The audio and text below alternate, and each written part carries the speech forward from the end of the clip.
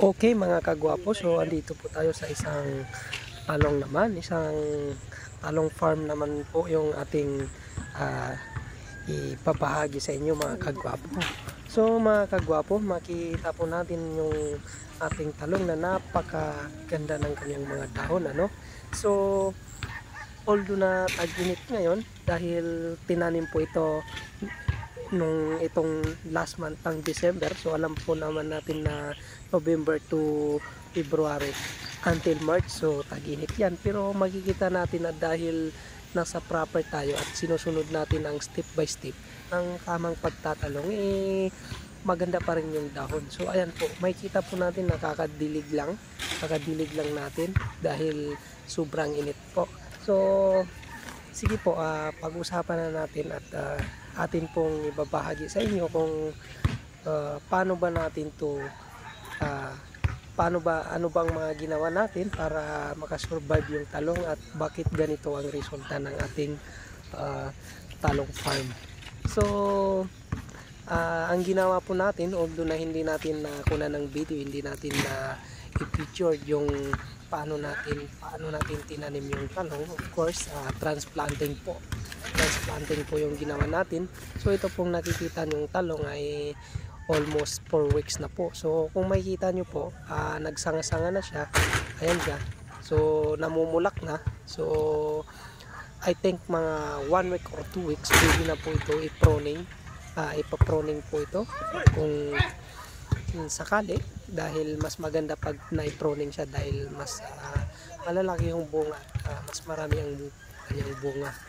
So ayan po, so makikita nyo po, ibang iba talaga at medyo may kalawakan ng konti yung talong na ating inalagaan ngayong tag-init, dahil maraming hindi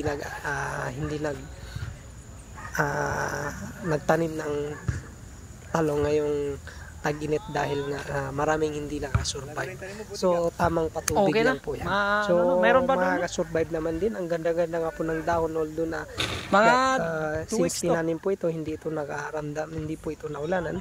So makikita naman natin mga kagwapo na maganda pa rin at sobrang lusog ng ating talong dahil of course naka 2 times na tayo nag-apply ng fertilizer, ano?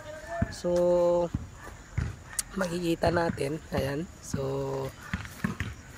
yung ano niya, yung dahon niya is pari-pareho. So makikita natin na pantay-pantay yung ating talong. So lahat sila mataba because nag-apply tayo ng fertilizer and organic. Hindi po tayo nag-apply ng organic fertilizer dito, ano? So dahil nga medyo may kalawakan, mahirapan tayo mag-apply dito ng organic fertilizer. So ayan, namumulak na siya. So ayan, may sanga na siya. So 1 week or 2 weeks pwede na i-pruning. Then I think mga 3 weeks mamumunga na po ito, ano? So